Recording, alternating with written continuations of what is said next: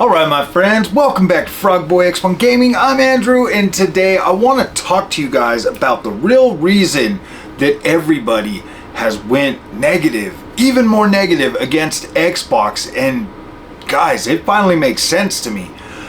They went out of their way, they bought Bethesda, they bought freaking Activision, and they've bought multiple other developers, and people are upset about that, and there's a reason. It's not as cut and dry as it used to be. And if Xbox's failure now at this point was to ever happen, that would pretty much be the end of gaming as we know it. I mean, this is crazy, and I get it. I mean, we just literally watched PlayStation announce a game that is coming day and date to Nintendo Switch, making them a new third-party multi-platform freaking company. Now, all of us have been saying it. All of the smart gamers like myself and a few others have been saying it, that like, and exclusivity as we used to know it is pretty much over with. Like, it's done. It's gone. Now, I could 100% see, you know, like PlayStation and Xbox and Nintendo, you know, building out a few games that are like, yeah, guys, these are timed exclusives. Well, I mean, Xbox won't do that because Xbox isn't anti letting people play video games wherever they want. But I mean, PlayStation, obviously, they're gonna be like, yeah, well, we got our new Uncharted game, and we're gonna make you wait if you want to play it anywhere else but on our PlayStation. I get it, man. They still got to try to sell them little boxes, whatever they've got to do, and then hopefully along the way they don't irritate the rest of the people. But there's nobody in their right mind that's going to go buy a PlayStation 5 to play like a new PlayStation first-party game, especially if they've already got a PC. They're just going to wait. I mean, I could potentially see somebody maybe getting like a PlayStation 5 Pro, because let's face it, there are PC gamers out there that are sick and tired of like the whole freaking hype cycle, FOMO, all of that stuff. There are some out there that are probably sick of that and wouldn't mind just being able to buy a PlayStation, throw it on their TV and have some fun. Like there are those people, obviously. I mean, this is a big world. There are plenty of people out there that want to do whatever they want to do, and we're happy for them. Wherever you want to play your games, play your games. But it's kind of weird, guys, if you really think about this.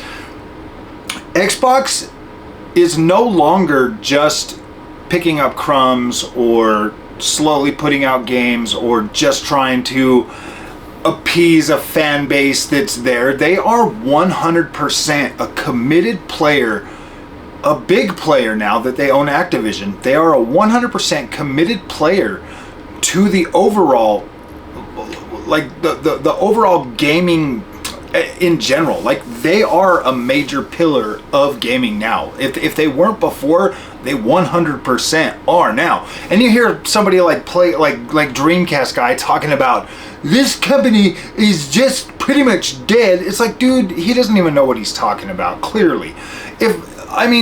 Okay, so yeah, if you look at console sales, and if that's the only metric you judge Xbox performance on, is that metric on consoles sold, then yeah, dude, it doesn't look good. But then again, I remember when like a Wii U sold maybe freaking 13 million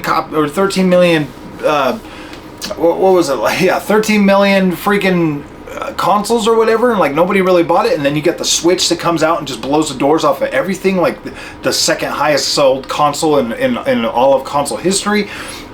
So like, there is comebacks right now. Like, we are in an interesting time. We finished on a very high note with the PlayStation 4. We had banger after banger after banger at the end of that life cycle for the PlayStation. So that momentum really did kick in and lead them to be like, yeah, and bring out some stuff. Xbox, on the other hand, really didn't have a super strong Xbox One generation. So yeah, we can definitely look at that as maybe a factor to why people just aren't running out and buying these consoles.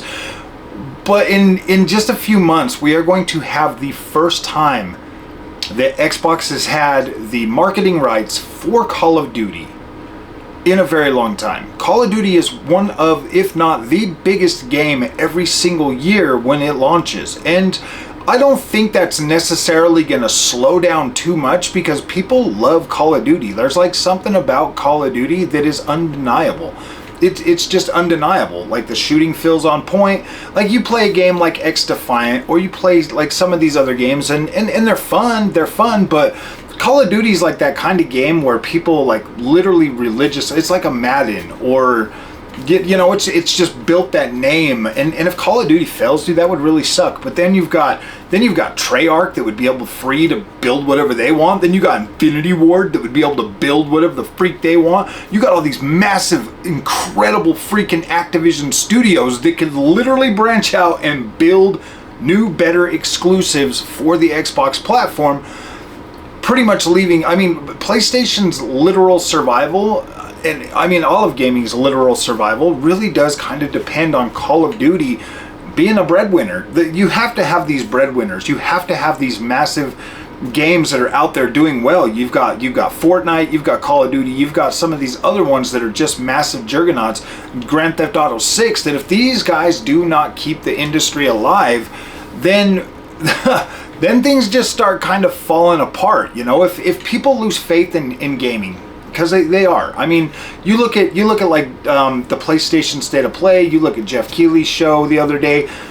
I mean, people are like excited. They want to be excited, but then there's nothing to excite them. They literally show them nothing exciting whatsoever. Me, I'm happy. I get Kingdom Come Deliverance 2 this year. I get freaking, you know, Avowed this year. There's a lot of games that Xbox is bringing to the table this year that are undeniably incredible. Then you've got PlayStation, you know, coming out with an Astrobot. Like, that looks pretty good, but it kind of seems like they are really trying to go headstrong toward that that Nintendo fan base, and that's fine. They should have done the same thing Xbox done and brought out like a 1080p PlayStation 5 that would play those types of games. I really do think that Xbox should still cut the development stuff for, you know, Xbox Series X and Series S in half. Let Xbox Series S chase that younger generation. You know, I mean, if people want to play like the bigger games on it, then they can stream them. But yeah, bank Banjos and Kazooie, you know, for the Xbox Series S. Make these games that are aimed more at that younger audience and try to get more people into the Xbox brand without kind of holding back like the rest of the guys, you know. I mean, we should never be hearing things like what's that one game that's coming out pretty soon?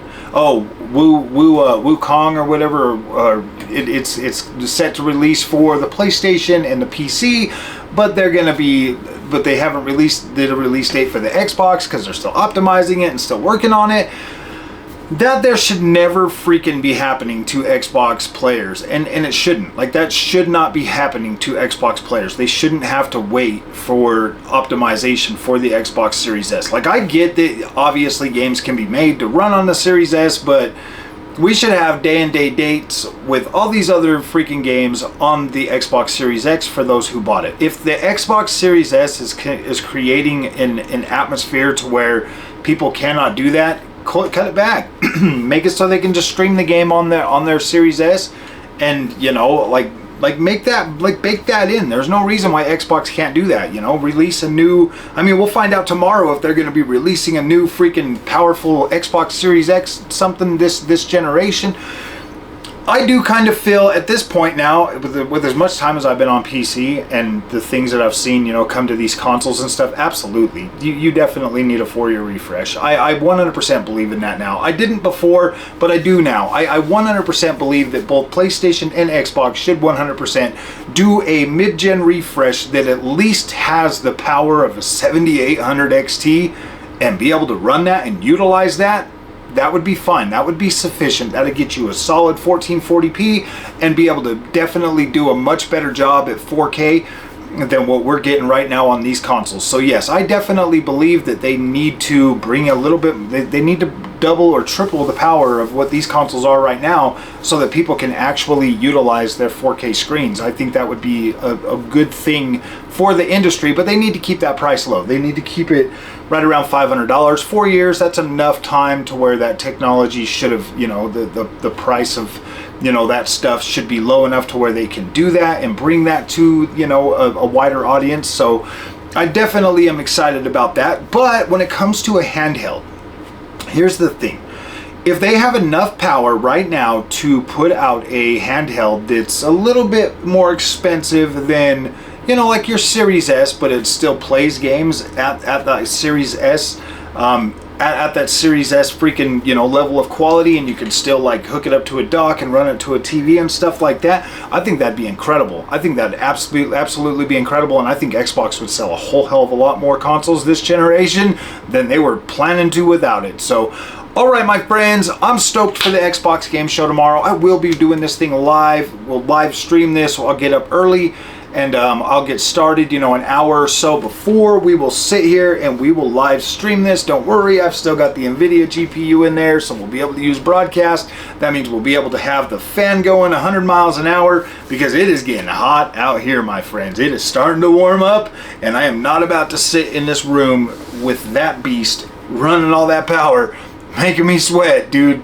So yeah, dude, this is exciting. I'm freaking stoked, man. Tomorrow is the Xbox Showcase day, and we are going to absolutely enjoy every minute of it. I hope every minute of it. We watched the State of Play kind of come out and be like, meh, whatever. We watched Jeff Keighley's show, kind of the same thing, but now we get to actually have our beautiful Xbox Showcase tomorrow, and I am freaking stoked. I can't wait to see the stuff that they're going to bring out. I hope that it's good. I hope that it's amazing. So, all right, my friends, I'll see you guys in the next one. Thank you so much for watching.